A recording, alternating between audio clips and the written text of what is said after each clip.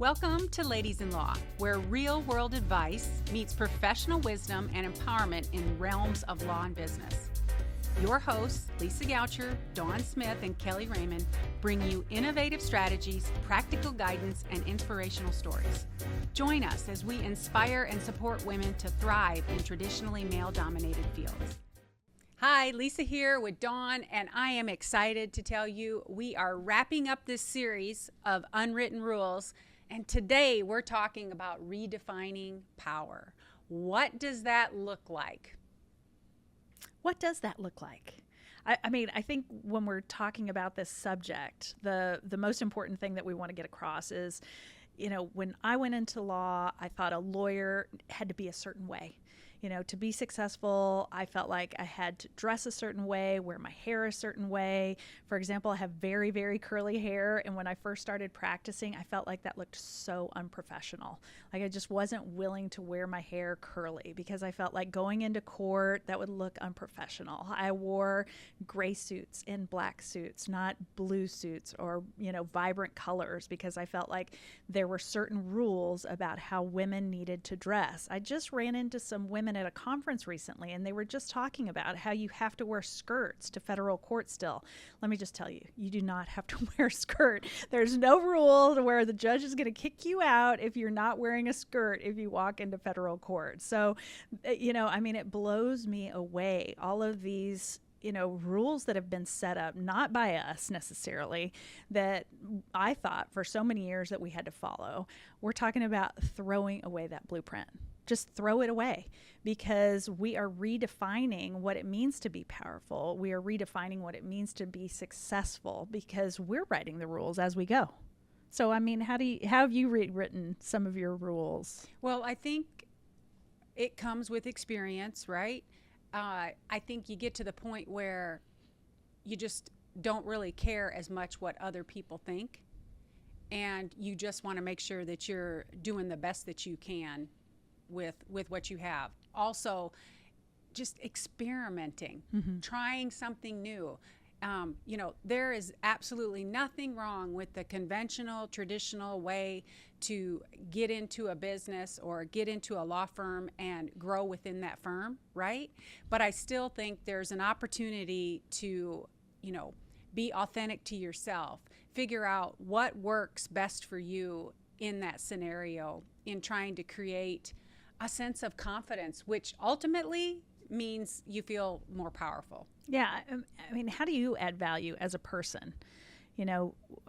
Each one of us has something unique and different about us.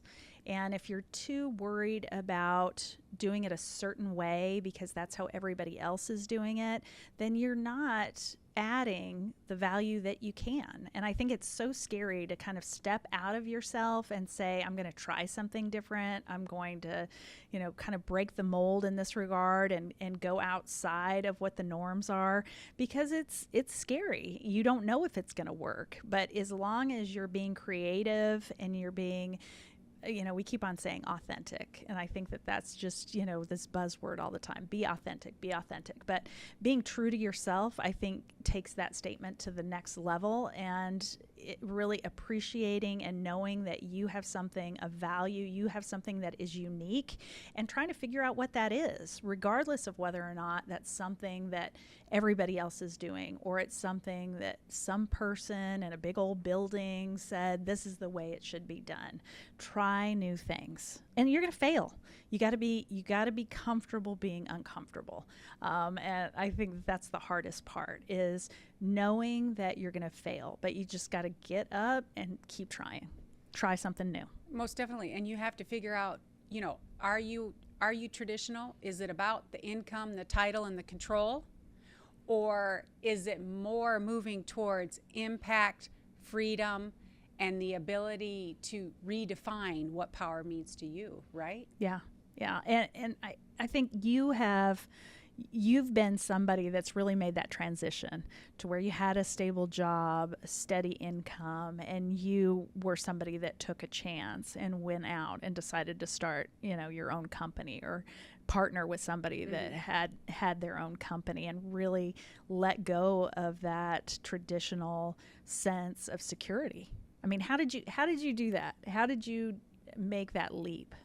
That, honestly, I have to say that just comes from, my husband, who was like very entrepreneurial, and I wasn't. I appreciated the paycheck, the overtime, everything that came along with it. He was the entrepreneurial one. It's like, just go try it. If you don't like it, you can go back.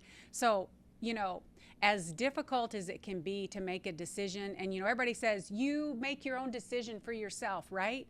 But I think if you want to be successful in defining what's going to work for you, when you figure out what that is, you got to have buy-in from your loved ones. Like if you're married with kids, you've got to be bringing your spouse along or your partner along, saying, look, this is what I want to do. This is what it's going to take. Are you going to support me? Yeah. I mean, because you, like me, our husbands had a huge role in helping with the kids when we were out Yes. hustling, trying to build our reputations. I mean, if you don't have that support, it makes it harder. But I know a lot of women that, do that all on their own, all on their own. And just making that decision to commit because you just know it in your heart. I think it's just a feeling that, it's scary. I've talked about this whole upper limit problem. I've talked about the book, The Big Leap. I think that all of us should really read that book because, I mean, if you feel stuck and you're trying to find out where your power is and what power means to you, you're going to have to face some challenges and really make a decision about getting in a place that feels uncomfortable. And it's hard. And the uncomfortable component of it, like it can be in your current position where you are just doing something obviously that you haven't already done, taking on a challenge or something to push you over, or it could be something that you do outside of work that just gives you perspective. And the reason why I talk about that is because my first court reporting firm, when I sold it and I had the 3-year non-compete, I had to find something to do with myself.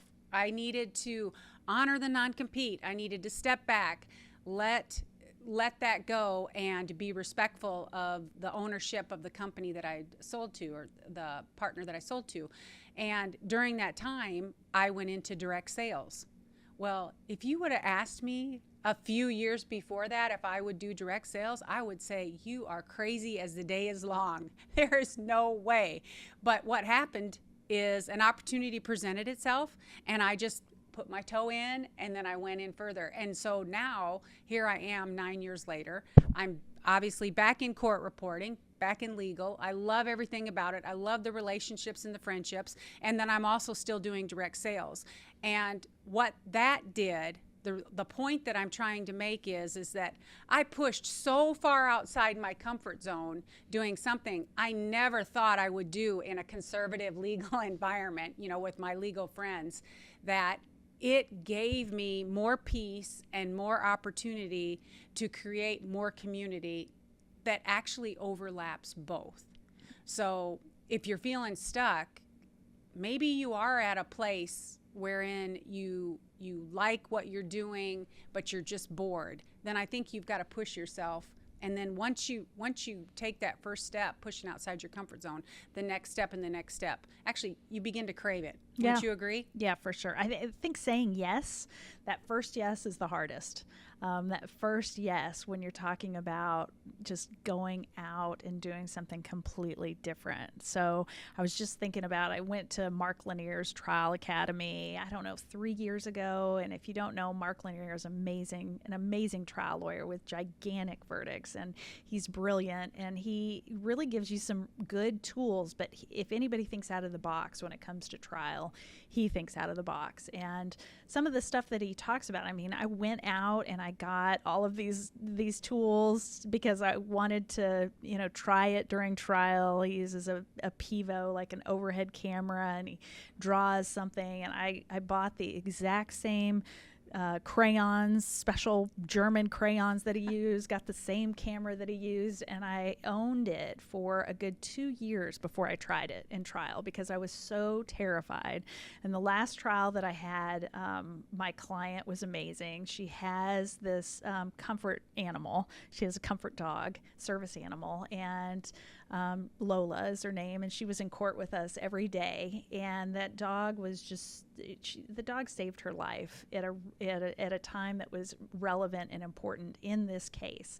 And I went back and forth about talking about that story, and I thought, you know what, I'm gonna do what Mark Lanier did. I'm gonna actually draw a picture of this dog in the middle of trial, like an outline of the dog, while the jury is watching. The defense lawyers, when they saw me starting to draw something, while the jury was watching, they were going crazy. They were freaking out. I would love to see that picture. I have it. Did you practice before you did it? I absolutely did. I did. I totally practiced before I did it. The night before, I was sending it, pictures to my family. How does this look? What do you think? Does this Is look this like cheesy? a dog? Yeah, exactly.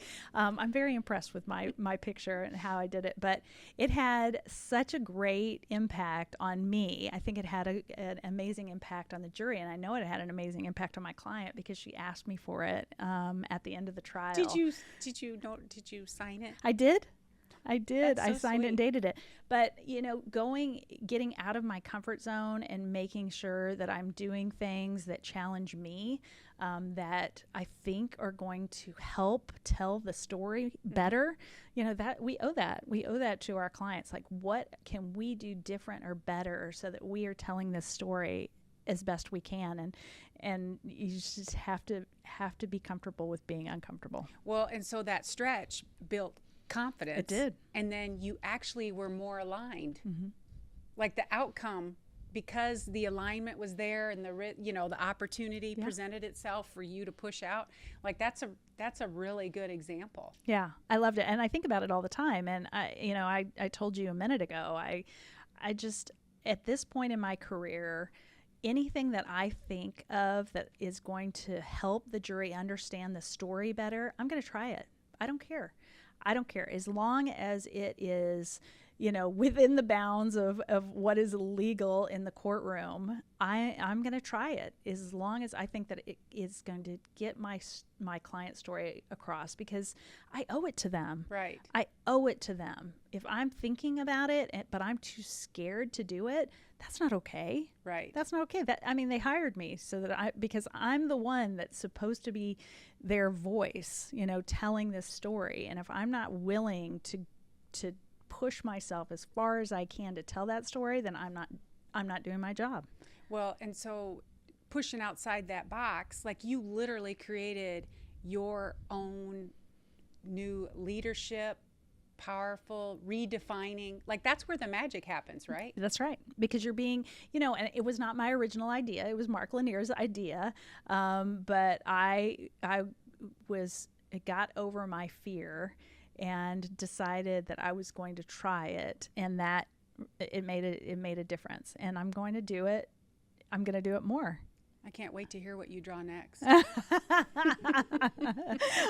I'll send you a snapshot of it. I've got a picture on my phone. I'll send it to you. That is so good. But I just think falling into the norms is just such a mistake. And I think as women, I think we, can be creative in so many different ways, and we can wear so many different hats. And by not showing those nuances, those intricacies of your personality in whatever you're doing in business and law, you're falling short. And just because somebody says that a certain thing needs to be done a certain way, you should ask a question this way, you should lead, the questioning that way, you should stand in a certain position, you should wear a certain thing, please put that away and do what you know in your heart is going to be serving your client in the best way possible. Yeah, that makes total sense. Yeah. Yeah. I mean, you've redefined what it means to be in a business entrepreneur. I mean, I was just thinking about that. Like, when it comes to business, I mean, you could probably do whatever you wanted, and you built confidence. Well, That's really very generous of you. Very generous. You know, I think whatever it is you want to do, like if you've got the belief there, I mean, obviously I'm not going to be a Dallas Cowboy cheerleader or anything like that. So with it, I know Shantae, she's like, darn, she wants to see me do that. Next week, Yeah. on Ladies-in-Law. Rock. Exactly. Yeah, you know, I'm at a point, you know, almost 60 years old. So just looking at the transformation of being very traditional to being put in positions wherein choices had to be made, sold my first court reporting company, you know, thought that that was really going to be the end of my legal career. So just because a door closes doesn't mean it's always going to stay closed. If you end up in a scenario wherein it's like, wow, this is super challenging, I'm done, I'm out of here, well, you go be done and out of there. But you still have all that seasoning and that experience. And it can and most likely will come full circle and you will be back in there. The blessing regarding the second time around is that you can do things differently, right? So I think that's where the reinvention came in, because it gave me the opportunity to do things differently than I did the first time around.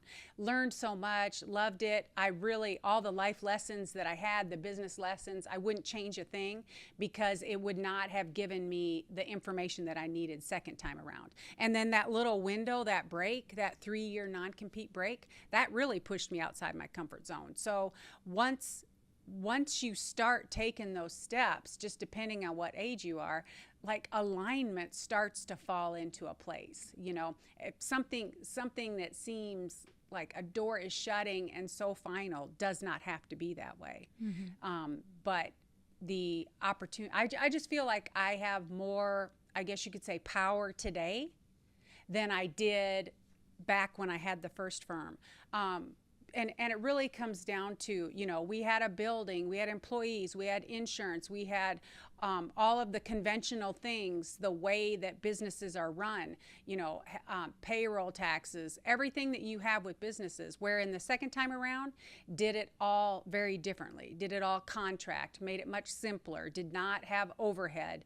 And all of those things made life much better, which then, you know, there's more opportunity for family, more opportunity for my grandbaby. So it will just, it'll evolve and move in that direction. But if you don't work to do something different, to make a change, like you're gonna just spin in that little circle. Yeah, I just being in a certain box, just because you're in a certain profession or you've chosen to do something a certain way, doesn't mean that you can't open a corner of the box, right? And you know, and maybe change the shape of that box in a certain way to add yourself into that situation. I mean, I think that that's what being powerful is now. Being powerful is not following all of the rules that somebody else has written. Being powerful is owning who you are and adding and contributing that piece of you to make whatever you're doing better. Yeah, it's choosing yourself first and then making the decisions thereafter, right? Yeah.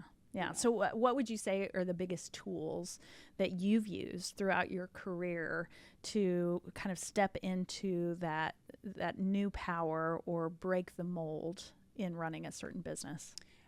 I would say definitely just the seasoning and experience, but really, I'll just tell you, if you want to be an entrepreneur, you really just have to put your toe in and then your foot in and then your whole body. And what's going to happen is it's just going to electrify you from head to toe in the most exciting way. And once you experience that, and with all the hustle, because one thing that we're not talking about, or we want to make certain that you know, is that you're still going to be hustling and working and all the things that you do to build a business. But once you catch the entrepreneurial spirit, it takes a hold, and what it does is you don't even feel like you can stay status quo. You have to do something different. You've got to make a difference. And you know, sometimes it's however you make the difference depends on the person. For me, I just want to figure out, how can I contribute? How can I service? How can I take care of people? How can I make women feel better? Just all the way around. So if you catch the entrepreneurial bug, that's the catalyst. I believe that's the catalyst. The toe going in is the hardest part. The toe, yeah, getting the toe in, and then the foot, and yeah, because I was happy being an employee, collecting a paycheck, working overtime if I needed to buy tires or a refrigerator or whatever had presented itself, earning my bonuses. And so then when I went into the court reporting firm, I didn't have all those things. And so then hustle became apparent and just making it happen. Yeah. And it's fun. It is so fun. Yeah. Yeah. And getting to that point where you can say no without explaining it, or, I mean, being in a position to where you own a company, and redefining what it means to be a woman in business, and not necessarily having, like, you don't have to be just fierce and hard. I mean, you can be soft and still be powerful. I think there was such a thinking before, at least when I was growing up, that we had to be a certain way. If we wanted to excel in a field that is dominated by men, we had to behave a certain way to fall in line and really kind of ride those waves of what the path that had been created before us. But I think what has happened is that path has really widened by women doing things out of the norm, by being successful and breaking down these barriers. I really hope, my daughter and her daughter, it's just going to be, what are the rules in this setting, and can I break them? Should I follow them? Is this the right path? How are we setting the tone by bringing what we can bring to make the situation better or different? Well, most definitely. And then you need to talk about, so your firm was doing all kinds of work, and then you decided to just basically throw out that plan and narrow in. Mm-hmm. That's a big change. Yeah. So how did that come about, and how did you make that happen? Well, when it comes to making decisions that are going to make an impact, I think Curtis and I have always been aligned in wanting to do something that is going to, improve people's lives and make a difference. And we just knew that doing nursing home abuse litigation was important, and that there are so many cases that are, and so many clients that are either unrepresented or underrepresented because, the population is just exploding in this age group. And the abuse that people suffer in nursing homes is horrific. And we're passionate about making a difference in this area, and we just decided to kind of go all in on it. And it was a really big decision. But when you're trying to make those decisions, I think you just have to follow that path that you feel is right. Like, put your toe in, and then like my dad always says, just make a decision. My dad always said, Dawn, you just get caught up in being so worried about making a decision that you lose opportunities when you can just make a decision, and then if it's not the right decision, make another decision. And then if that's not right, you keep on making decisions and you'll end up in the right spot. So I think that's kind of the new power, is owning that ability to make those decisions regardless of whether or not somebody says that that's the right way to do it. Well, definitely. And I think redefining power means my success doesn't have to look like your success, and your success doesn't have to look like mine. Like, that in and of itself is redefining power. Yeah, absolutely. Absolutely. Well, this wraps up our Unwritten Rules series. We would love some feedback. So you can comment below or email us at hello@ladiesinlaw.com. Thanks so much. We'll see you next time. Thanks for listening to today's episode of Ladies in Law. We hope you're walking away inspired and ready to shake things up in law and business. Don't forget to hit subscribe and let us know what you think. Spread the word and share this podcast with your network. Follow us on socials for all the behind-the-scenes fun and sneak peeks of upcoming episodes. Until next time, keep rocking it, keep breaking the mold, and as always, keep aspiring to inspire.